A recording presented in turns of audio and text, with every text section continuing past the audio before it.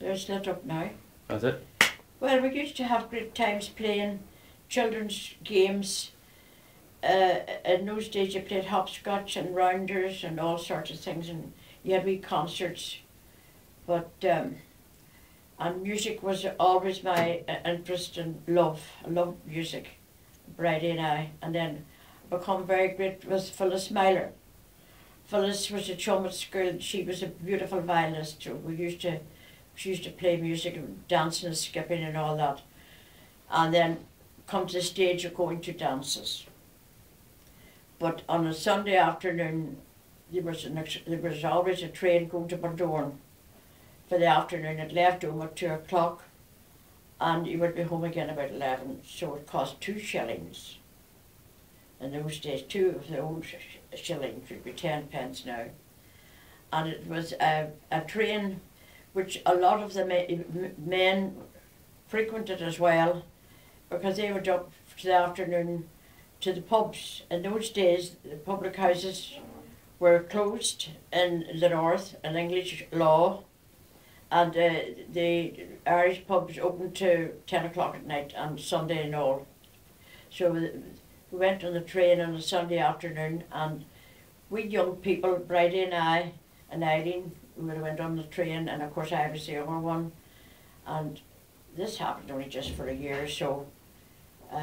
Went up, and my father was, this particular Sunday, my father was on the train as well.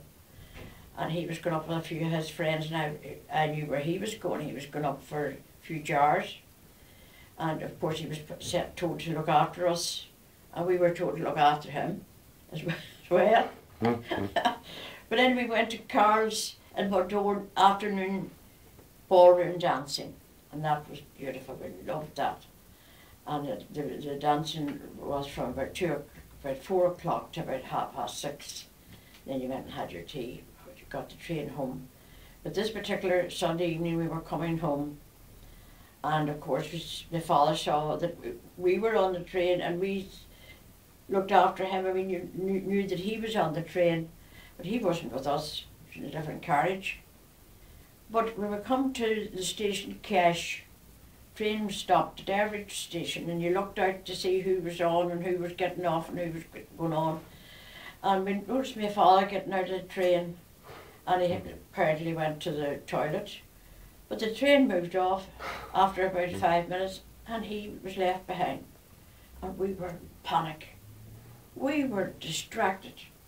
How could we go home and tell my mother that my father had been left behind? Anyhow, got to Omagh, and we run down. We didn't have to come round by the town. We lived on Brookmount Road, and we could take the near cut up through the railway siding and over the railway bridge. So we come home, told my mother what happened, and she was in tears. She was always, I wasn't in tears, but she was always in tears, very annoyed and very concerned. But we were told to go to bed anyway. We were put to bed. I mean, I think she must have sat up most of the night. But anyway, we were awakened about 7 o'clock the next morning by the big footsteps coming down the road.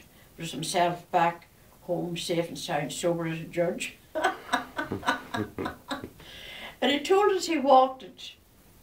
And it wasn't until later years that we discovered that Benny McAleer, a young man from the town, was courting a girl in Cash, school teacher, and he had given him a lift home. So that was happy ever after. That was happy ever after that. So there was a few incidents like that happened in my days. But then going back to Granda, whom I admired very much, and I was very fond of, and I think he was very fond of me too. We had great old chats together. But I learned a lot from him as well, because when you went down to the workshop, you didn't get, when you went down with the tea or the dinner, whatever it was, you didn't get coming home straight. You had to blow the bellows, or you had to search for different tools, and everything was hand. He was a wonderful tradesman. He used to tell us that he had 7 trades. And he was a carriage smith, not a blacksmith. He made all his own irons for the trops, little fittings for the harness, shod the wheel, made the wheels from the nave, saw him cutting them out, and all he had was a divider.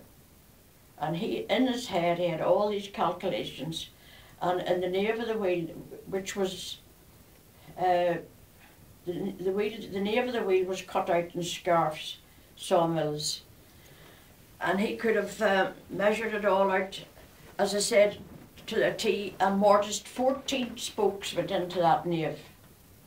And the spokes were made of oak.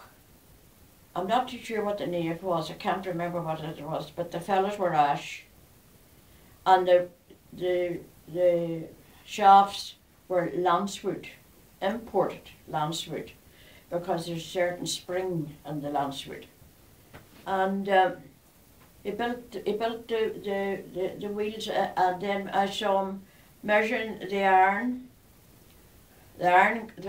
hoops. The iron for the hoops come in long lengths, and he measured. He had a little wheel, and he measured it by a wheel, the circumference of his wheel and the length of iron, and he bent that iron on the forge to a circle and welded it. A strong, strong man he was. And then those hoops had to be put on the wheel, and that was done outside. The fire was lit round a big iron plate, circular plate, with a screw in the middle, and the wheel was screwed onto that. And the hoop had to be exact. And this hoop was burned in the fire, and he burned it with, his fire was turf. It always was turf. And he would have been hooping maybe 20 wheels in a day or an evening, and 3 or 4 men with him. And heated the hoop on the fire, on the circular fire, put it on his wheel, and then loads of water immediately. It never failed. If it failed, you better take to your heels and run. For there would be a lot of shouting or roaring to be done. But anyway, that was him. As he told us, he had 7 trades, and I couldn't name them all now, but he certainly was a good worker, and there wasn't a lazy joint in him. And of course he had his 2 sons into his trade as well. So that was that part of my life as well. You know, I don't know what, you may switch that off just for a minute.